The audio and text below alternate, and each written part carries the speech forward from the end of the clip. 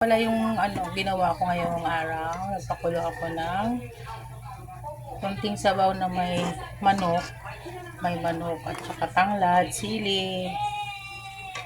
Tapos, lalagyan ko siya ng gulay.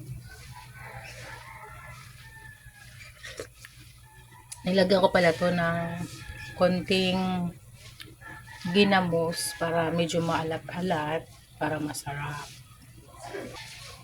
So, okay na yung lasa niya. Pwede na natin ilagay ang gulay. Meron akong saluyot, tsaka alugbati, at saka malunggay. So, yun po ang aking masarap na ulam ngayong araw. Vegetables! Mas mainam talaga kumakain tayo ng gulay, lalo na yung mga green. Ito na guys, ang aking ulam. So, antayin lang natin medyo aluto.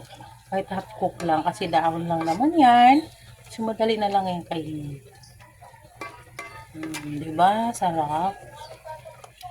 Sarap yan. So, nag-add pa ulit ako ng kunting ginamos. Para siyang patis. Para lalong sumarap. Kasi matabang pa kanina. So, tikman na natin.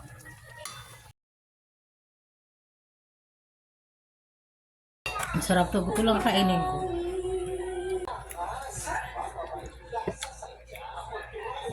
Masarap.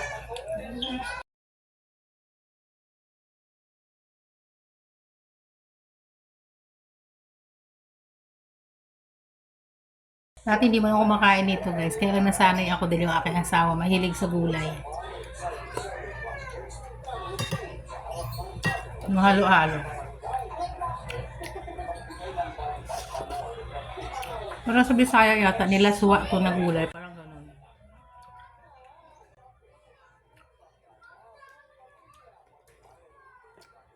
Sarap.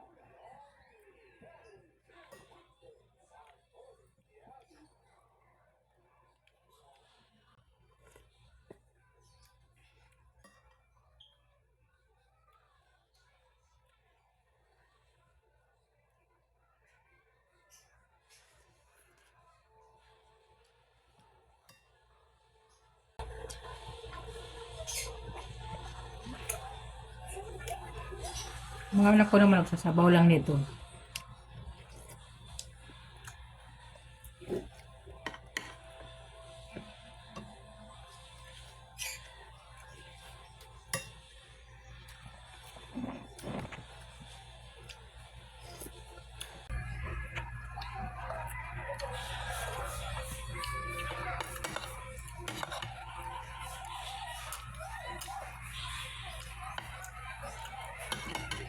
Kung nagkakamay ako, lalong mapaparami yung kain ko kaya may langaw. Nutsara ko na lang.